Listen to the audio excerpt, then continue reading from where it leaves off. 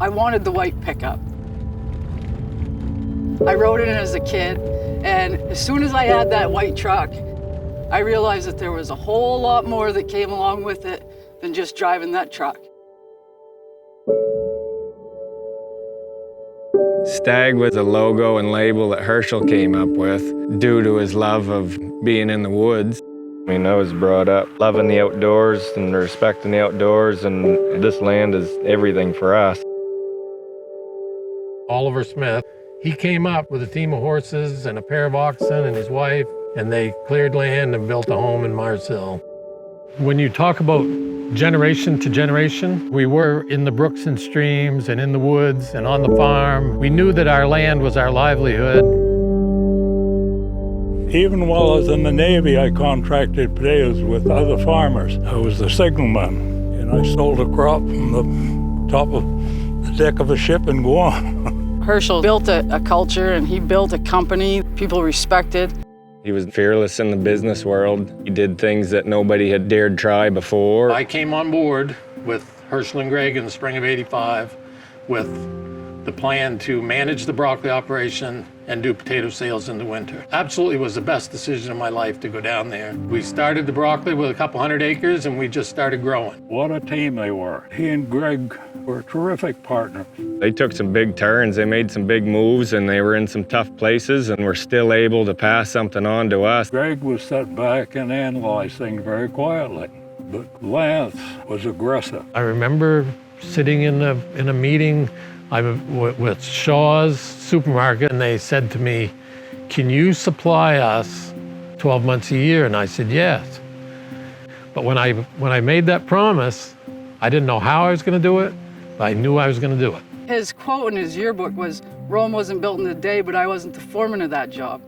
I saw my father work constantly. He's smart, he can see the future, he knows the future. Herschel and Greg and I, and that partnership and pulling that all together under one umbrella really was the start of Smith's Farm as it exists today. When Greg was about 5 or 6 years old, he was shopping with his mother. And he came up to her and he had a $20 bill in his hand. She said, "Where'd you get that?" And he said, "Down there on the counter." Well, she paid no attention, went out to the car, put her groceries in the car, and said, "Where's your money?" He said, "I put it back where I found it. It wasn't mine." And our whole company is built. That's just an example. Honesty. He was always there as a safety net for a lot of us, especially me. I'd still think about calling him every day, But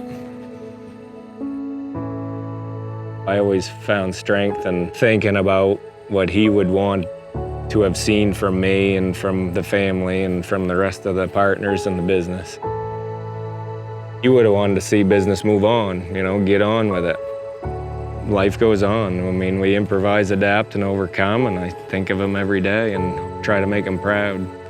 And Zach had to step up. He's the hardest working young man of his generation that I know. I couldn't ask for better partners than Emily and Lance and Tara, and Em and I work great together on a daily basis on the farm. We balance each other out in a lot of ways, much like Dad and Lance did. She is the woman that I respect more than anyone else. Emily has had a huge hill to climb as a woman in an industry full of men. I've watched her work longer hours than everybody else because she wasn't going to be the one to ask someone to do something that she could do herself. Thank God Tara came back to the farm. Dad kind of jokes and says that he hypnotized her and got her to come back, but the marketing is key to getting our product from the farm to the stores. And looking at the next generation, it's hard telling what they're going to do. I just hope that they all want to do it because it's so awesome to be able to work with your family.